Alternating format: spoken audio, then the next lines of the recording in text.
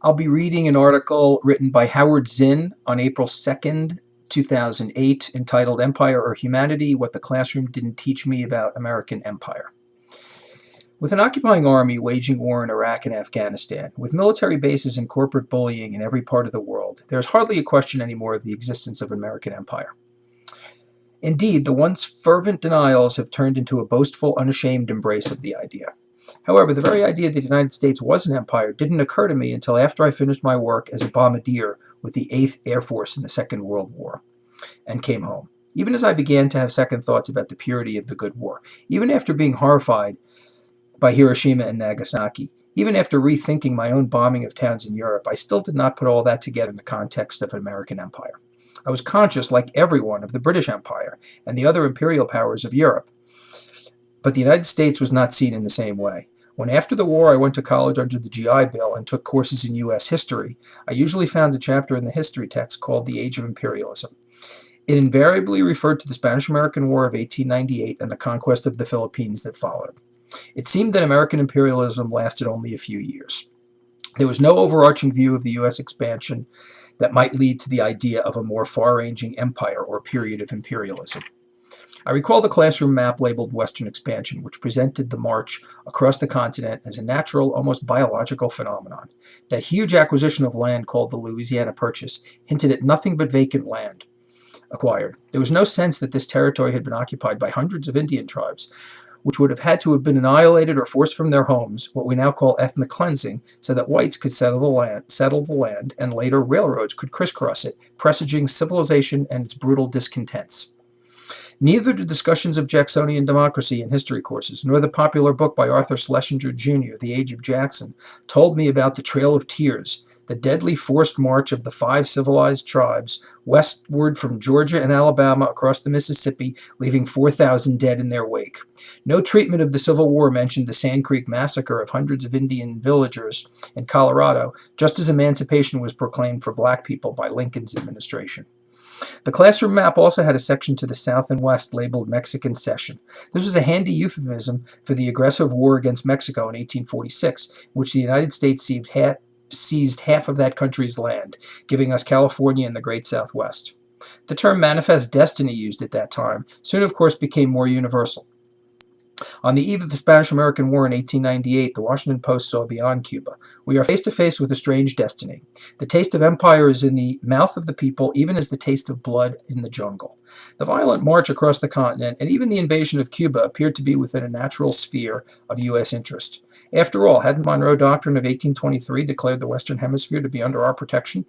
But with hardly a pause after Cuba came the invasion of the Philippines halfway around the world. The word imperialism now seemed a fitting one for U.S. actions. Indeed, that long, cruel war, treated quickly and superficially in the history books, gave rise to an anti-imperialist league in which William James and Mark Twain were the leading figures. But this was not something I learned in university either. Reading outside the classroom, however, I began to fit the pieces of history into a larger mosaic. What had at first seemed like a purely passive foreign policy in the decade leading up to the First World War now appeared as a succession of violent interventions. The seizure of the Panama Canal Zone from Colombia, a naval bombardment of the Mexican coast, the dispatch of the Marines to almost every country in Central America, occupying armies sent to Haiti and the Dominican Republic. As the much-decorated General Smedley Butler, who participated in many of those interventions, wrote later, I was an errand boy for Wall Street. At the very time I was learning this history, the years after World War II, the United States was becoming not just another imperial power, but the world's leading superpower. Determined to maintain and expand its monopoly on nuclear weapons, it was taking over remote islands in the Pacific, forcing the inhabitants to leave and turning the islands into deadly playgrounds for more atomic tests. When the war in Korea began in 1950, I was still studying history as a graduate student at Columbia University. It seemed clear to me then that it was not the invasion of South Korea by the North that prompted U.S. intervention, but the desire of the United States to have a firm foothold on the continent of Asia, especially now that the communists were in power in China. Years later, as the covert intervention in Vietnam grew into a massive and brutal military operation, the imperial designs of the United States became yet clearer to me. In 1967, I wrote a book called Vietnam, The Logic of Withdrawal. By that time, I was heavily involved in the movement against the war. When I read the Pentagon Papers entrusted to me by Daniel Ellsberg, what jumped out at me were the secret memos from the National Security Council. Explaining the U.S. interest in Southeast Asia, they spoke bluntly of the country's motive as a quest for tin, rubber, and oil. Neither the desertions of soldiers in the Mexican War, nor the draft riots of the Civil War, nor the anti-imperialist groups at the turn of the century, nor the strong opposition to World War I, indeed no anti-war movement in the history of the nation, reached the scale of the opposition to the war in Vietnam. At least part of that opposition rested on understanding that more than Vietnam was at stake, that the brutal war in that tiny country was part of a grander imperial design. Various interventions following the U.S. defeat in Vietnam seem to reflect the desperate need of the still reigning superpower, even after the fall of its powerful rival, the Soviet Union, to establish its dominance everywhere. Hence the invasion of Grenada in 1982, the bombing assault on Panama in 1989, the first Gulf War of 1991. Was George Bush Sr. heartsick over Saddam's seizure of Kuwait, or was he using that event as an opportunity to move U.S. power firmly into the coveted oil region of the Middle East? Given the history of the United States, given its obsession with the Middle Eastern oil dating back from FDR's 1945 deal with King Abdulaziz of Saudi Arabia and the CIA's overthrow of the democratic Mossadic government in Iran in 1953, it's not hard to decide that question. The ruthless attacks of September 11th derived from fierce hatred of U.S. expansion in the Middle East and elsewhere. Even before that, the Defense Department acknowledged the existence of more than 700 military bases outside the United States. Since that date, with the initiation of a war on terrorism, many more bases have been established or expanded. In Kyrgyzstan, Afghanistan, the desert of Qatar, the Gulf of Oman, the Horn of Africa, and wherever else a compliant nation could be bribed or coerced. When I was bombing cities in Germany, Hungary, and France in World War II, the moral justification was so simple and clear as to be beyond discussion.